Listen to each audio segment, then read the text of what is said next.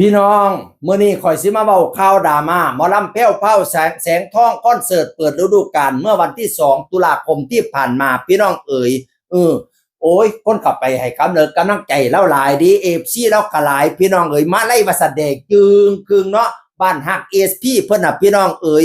บัดนี้เสียงสีเสียงอะไรทำไมก็โอ้ยสุดยอดเด้อดังกระหึ่มม่วนกุ๊บภาษาก็สวยงามศิลปินสุดแต่ละผู้แต่ละคนก็แสดงดีผู้หลักผู้ใหญ่ก็ไปให้กำลังใจบ่ว่าสิเป็นนายห้างทวีไส้จากท็อปไลท์ไดมอนด์บอสตั้มบอสจีเทคจากหมอลำเจียงไก่อีสานศิลป์ก็ไปกำลังใจ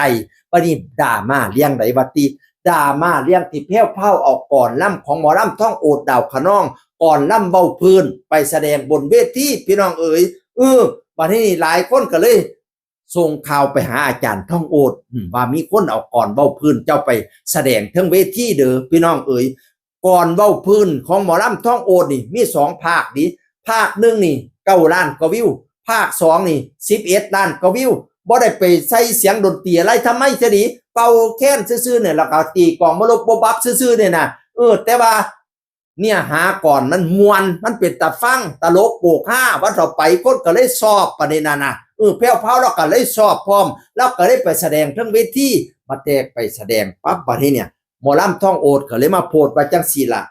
ก่อนเว้าพื้นยังบ่อนุญาตให้นำไปคอฟเวอร์จากการโชว์ของหมอลำซิ่งวงดังวงหนึ่งนำไปร้องโชว์ในวันเปิดฤดูกาลโดยบ่ได้ติดต่อขออนุญาตใดๆเลยน้องๆหลายคนเคยทักมาขอเยอะมากผมก็บอกว่าให้ไปทำเพลงนี่เสร็จก่อนปล่อยลง YouTube ก่อนผมให้ร้องแน่นอนอันนี้เป็นถึงหัวหน้าวงประสบการณ์ความดังหลายกว่าผมมากน่าสิมีมารยาทและให้เกียรติกันหน่อยก็ดีน่าจะมีมารยาทและให้เกียรติกันหน่อยก็ดีเอาก่อนล่ำเล่าไปครอบเบอร์อยู่ห่านพี่น้องเอ๋ยซึ่งว่าเราบ่ได้ใส่ดนตรีเราบ่ได้ลง YouTube เทียมีหลายคนมาขอเราอยู่แล้วก็บอกว่าให้เราลง YouTube ก่อนเราเสียร้องแน่นอนแต่อันนี้แพ้วเผาไปร้องทั้งเวทีแล้วก็เลยมาโพสต์ว่าจังซี่บัดนี้พี่น้องเอ๋ยหมอลำท่องโอดก็เว้าอีกว่าก่อนล่ำข่อยแต่งเองทุกบรรทัดหลายคนก็ฮู้จักความกระโทมาขอก่อนเบิดข่อยก็บอกไปตามความจริงว่าให้ข่อยเฮ็ดบ่ทันเสร็จที่ให้ข่อยลง YouTube ก่อนมันก็ซ้ำเป็นก่อนหากินของข่อยเนาะเฮ็ดง่ายโพดบ่อยากด่ามาเด้อในวงการนี้ข่อยบ่เคยคิดว่าสิมีปัญหากับไผอยู่เหมาะๆแม่ๆว่าซั่นว่าเราบ่ว่าอยากสิมีปัญหากับไผปัดแต่แพ้วเผาเห็นโพสต์ปึ๊บก็เลยฟ้าวโทรไปขอโทษอาจารย์ท่องโอดพี่น้องเอ๋ยหลังจากโทรไปขอโทษแล้วแพ้วเผาก็เลยมาโพสต์ว่าจังซี่ล่ะก่อนอื่นแพ้วต้องกราบขอโทษต้นฉบับก่อนล่ำของอาจารย์ท่องโอดด้วยนะคะที่เอามาร้องบนเวทีก่อนและไม่ได้ขออนุญาตอาจารย์ท่องโอดสุภลิตพนาวาเพราะซื่นชอบก่อนล่ำของอาจารย์เบื้องต้นแพ้วได้ติดต่อพูดคุยขอโทษอาจารย์แล้วค่ะขอบคุณอาจารย์ที่รับฟังนะคะแพ้วขอน้อมรับด้วยความเคารพค่ะว่าซั่นว่าขอความร่วมมือแฟนคลับที่ตัดคลิปไปลงคลิปลบคลิปนั้นออกให้หน่อยนะคะโทรไปขอโทษแล้วอาจารย์ก็รับฟังพนาวานั่นน่ะทุกสิ่งทุกอย่างที่อาจารย์เว้ามาแพ้วก็ขอน้อมรับด้วยความเคารพพนาวาผิดแล้วฮู้จักขอโทษดีแล้วล่ะพี่น้องเอ๋ยปัดแต่แพ้วเผาขอโทษปึ๊บอาจารย์ท่องโอดก็เลยมาโพสต์ว่าจังซี่ล่ะขออนุญาตลบโพสต์นะครับลบโพสต์ที่เคยอันก่อนหน้านี้ที่ว่าวงหมอลำซิ่งเอาก่อนล่ำไปล่ำนะ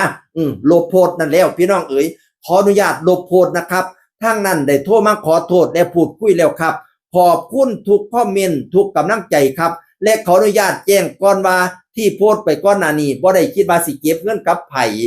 และก็บ่ได้อยากมีปัญหากับผู้ใดเลยพนาวานั่นน่ะนั่นล่ะพี่น้องเอ๋ยเขาโทษมากกับประมาณว่าเราโยกโทษให้เราโยกโทษให้เราก็เลยลบโพสต์นั่นทิ่มแล้วพี่น้องเอ๋ยโอ้ยมีแต่คนชื่นชมเราโอ้ยอาจารย์ใจดีอาจารย์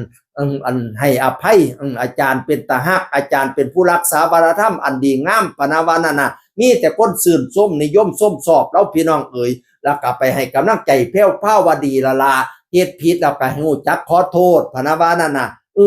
เรื่องราวก็จบลงด้วยดีพี่น้องเอ๋ยดีละฮักกันไว้ดีกว่าสร้างกันพี่น้องเอ้ยวงการหมอลำนี่มันแคบสามัคคีกันไว้คือดังข้าวเหนียวปั่นเกณฑ์อย่าได้แตกเพ่มางดังน้ำถือข้าวเหนียวเฮาผิดเฮาก็ขอโทษผู้ใดผู้เพิ่นมาขอโทษเพิ่นก็ให้อภัยพี่น้องเอ๋ย นั่นละพี่น้องอาจารย์ท่องโอนกันให้ปังๆให้ดังๆเด้อมีน้ำจิตน้ำใจดีให้อภัยผู้อื่นพี่น้องเอ๋ยงานวสันให้ไหลมาเท่มากคือน้ำแจ้งไปแสดงทั้งไหนให้เอฟซีแตกจนล้นอั้งสนามย่ามเจ้าขึ้นห้านให้โดดเด่นเทิงเวทีมีแต่คนหักคนส้มนิยมจมเจ้าเงินค้ำให้ไหลเข้าล้นกระเป๋าเน่นอั้งให้ได้นั่งเป็นเจ้าคนเบาซาลือเด้ออาจารย์หมอลำท่องโอดาวขน้องเอ๋ยเชียงคนเก่าสู่ฟังสวัสดีครับสวัสดีครับ